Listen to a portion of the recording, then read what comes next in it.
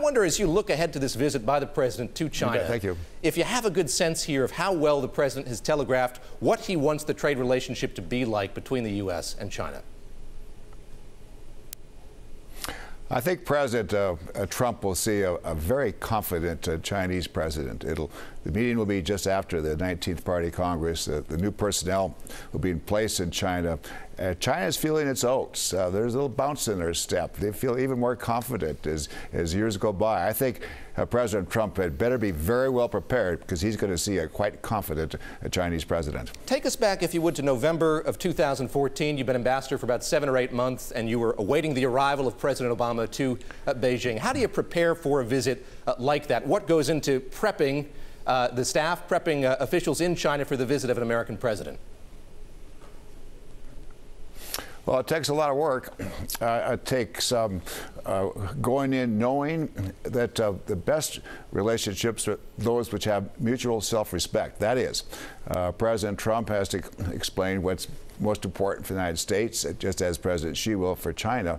But President Trump also has to signal that we're not going to be taken for granted, we Americans, that there are some lines that we're going to draw. Don't have to state them specifically, but he has to be very firm and saying respectfully, very respectfully, that China cannot take advantage of us in trade, for example, and they are taking advantage of us in trade.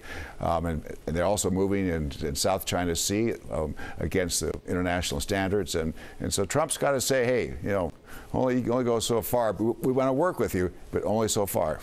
Mr. Ambassador, what should those of us who sort of passively paid attention to what was going on in Beijing over the last week, what should we make of what we've seen there? A 3-hour speech by the president, a number of other plenary sessions, and then tomorrow, as you say, we're going to get more information on the Politburo and other standing committees. What should we take away from what we've heard over the course of the last week? I think the takeaway is pretty clear. It's a very confident, rising China, and one that's is focused on Marxist, Leninist, socialist ideology.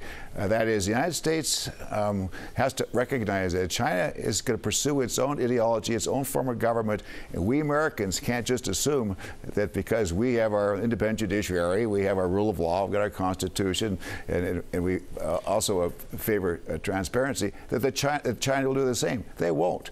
We're just different. We have to understand the difference. And I think that's the main thing President Trump has to understand, that they are different. We're not going to be able to persuade them to our form of government, but we have to work with each other and respect each other.